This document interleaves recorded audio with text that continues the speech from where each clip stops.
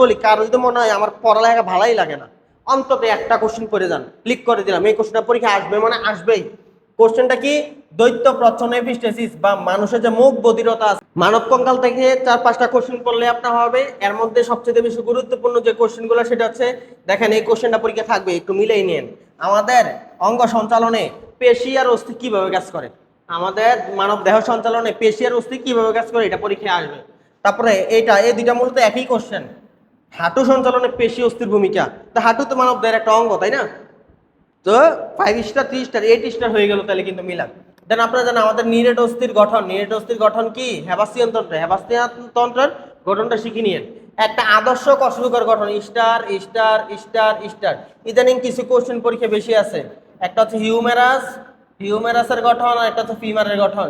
যদি কেউ সময় পান অন্তত এই দুইটা কোশ্চেন পড়ে যায়। তারপরে আসেন যে কোশ্চেনটা শিখে নেবেন, অস্থি তরুণ অস্থির মধ্যে পার্থক্য, স্টার।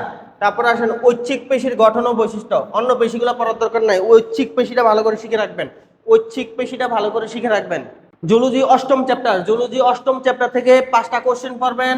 কি কি কোশ্চেন? যেটা ভালো করে পড়ে যাবেন সেটা হচ্ছে কানের ভারসাম্য রক্ষার কৌশল, অর্থাৎ কান কিভাবে শ্রবণ আর ভারসাম্য দুইটাই রক্ষা করে, কৌশলটা বর্ণনা করতে হবে। মানব জীবনে কানের গুরুত্ব, এটা অন্তত পড়েন।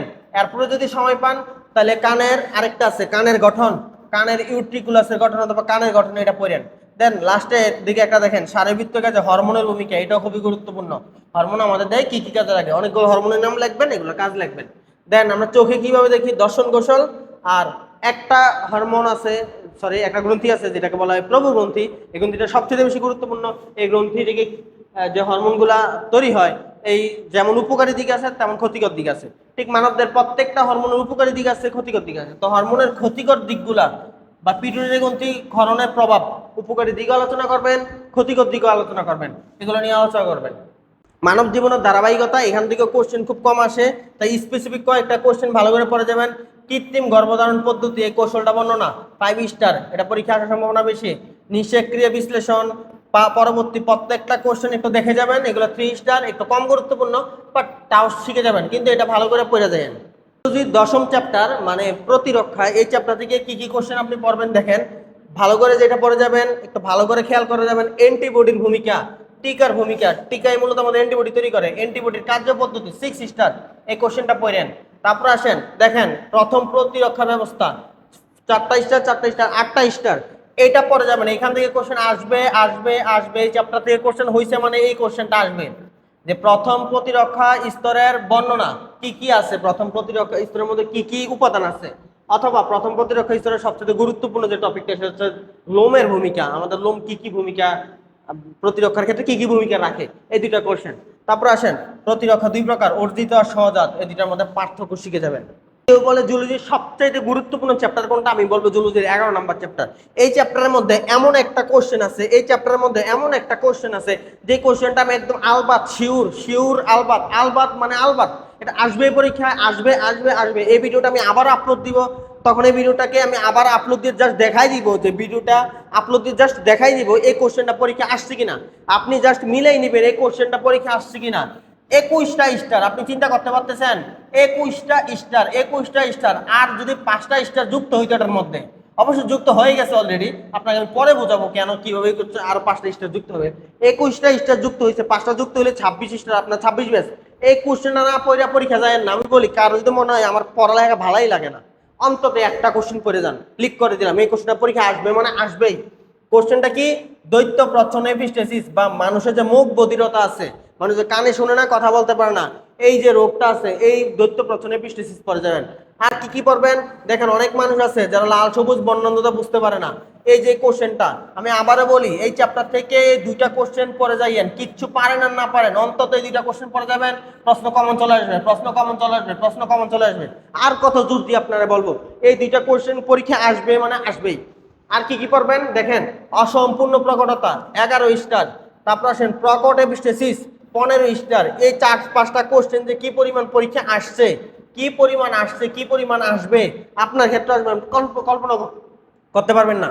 তারপর আসেন লিথাল জিন, মারণ জিন, যেটা আরেকটা মারণ জিন 7 স্টার, এই কোশ্চেনটা পড়ে যাবেন, এগুলা বাদ অন্য কোশ্চেন পড়তে যাইয়েন না। তারপর আসেন সমপ্রকটতা 6 স্টার, তারপরে আসেন মেন্ডেলের প্রথম সূত্র উদ্ভিদের ক্ষেত্রে প্রাণীর ক্ষেত্রে যে কোনোটাই পরীক্ষা আসতে পারে 6 স্টার 7 স্টার, এটা 4 বার এটা 3 বার, যে কোনো পরীক্ষা থাকতে পারে। তারপরে আসেন আমরা যদি চলে যাই ওই যে বিবর্তনের আগে দিয়ে আরেকটা কোশ্চেন আছে, সেটা হচ্ছে কে কাকে রক্ত দিতে পারবে। আরেকটা কোশ্চেন গর্ভধারণে আরএস ফ্যাক্টরের জটিলতা। আপনি জানেন নেগেটিভ ব্লাড গ্রুপের একজন মা যদি পজিটিভ ব্লাড গ্রুপের একজন বাবাকে বিয়ে করে আরএস ফ্যাক্টরের জটিলতা তৈরি হয়। তো এটা হচ্ছে 7 স্টার। আরেকটা জিনিস আপনাকে জানতে হবে, সেটা হচ্ছে কে কাকে রক্ত দিতে পারবে। আপনারা কিন্তু জানেন নেগেটিভ ব্লাডের রক্ত কিন্তু পজিটিভকে দেওয়া যায় না, তাইলে সরি যেটা বলছি উল্টো বলে ফেলছে, পজিটিভ ব্লাডের রক্ত কিন্তু নেগেটিভকে দেওয়া যায় না। এটা কিন্তু ভালো করে শিখে যেতে হবে, কে কাকে রক্ত দিতে পারবে কে কাকে পারবে না, এটা শিখে যাবেন। দেন বিবর্তন থেকে আসেন, দেখেন ল্যামার্কের মতবাদ এটা সম্পর্কে পড়ে যাবেন, মানে জিরাফ নিয়ে যে তথ্যটা আছে 5 স্টার। তারপরে চলে আসেন বিবর্তনে হৃৎপিণ্ডের ভ্রূণতাত্ত্বিক প্রমাণ, কম গুরুত্বপূর্ণ। তারপরে আসেন জীবন্ত জীবাশ্ম বলতে কি বোঝায়, এটা চাইতে বেশি গুরুত্বপূর্ণ। আপনারা জানেন আর্কিওপটেরিক্স নামে কিন্তু একটা প্রাণী ছিল পৃথিবীতে, যেটা হচ্ছে একই সাথে দুইজনের সাথে মিল সম্পন্ন, একটা সরীসৃপ আর একটা পাখির বৈশিষ্ট্যের সাথে। এই কোশ্চেনটা পড়ে যায় না, এটা খুবই গুরুত্বপূর্ণ। আমাদের সাজেশনের একদম শেষ দিকে আমি বলতেছি এই চ্যাপ্টারের কোশ্চেন আছে 2টা এবং এই 2টা কোশ্চেন পরীক্ষা থাকবে। আমি আবারও বলতেছি এই চ্যাপ্টারের কোশ্চেন আছে 2টা এবং এই 2টা কোশ্চেন পরীক্ষায় অবশ্যই থাকবে। এর মধ্যে মৌমাছির সামাজিক আচরণ বা কর্মপরার্থতা, যেটাকে ইংরেজিতে বলা হয় অ্যালট্রুইজম, এইটা পরীক্ষায় থাকবে থাকবে থাকবে। আবারও বলতেছি এটা পরীক্ষায় থাকবে মানে থাকবে। মৌমাছি 3 প্রকার, 3 জনের 3 রকম কাজ করে, পরের জন্য জীবন বিলিয়ে দেয়, জিনিসটারে বলে অ্যালট্রুইজম, এটা পরীক্ষায় থাকবে। দেন পরিযায়ী পাখি নিয়ে একটা কোশ্চেন পরীক্ষা থাকবে, পরিযায়ী পাখি সম্পর্কে যাই থাকুক, অতিথি পাখি পরিযায়ী পাখি, এই ব্যাখ্যাটা পরীক্ষাতে আসবে। এই 2টা কোশ্চেন পরে যান। এই হচ্ছে আপনাদের জুলজির প্রয়োগ আর উচ্চতর দক্ষতার সাজেশন। তাহলে আমরা আপনাদেরকে জ্ঞানমূলক, অনুধাবনমূলক, প্রয়োগ, উচ্চতর দক্ষতা সবকিছু সাজেশন দিয়ে দিলাম, এবং এমনকি আপনাদেরকে আমি কি কি চিত্র পড়তে হবে সেটা সাজেশন দিয়ে দিছি। এবার দেখা যাক আমরা জুলজিতে একদম 50-এ 50 আর হচ্ছে 25-এ 25 এমসিকিউ সাজেশন সহকারে 75 সাজেশন কমন আনতে পারি কিনা, এটা পরীক্ষার পরে আমরা দেখতে পারবো ইনশাল্লাহ।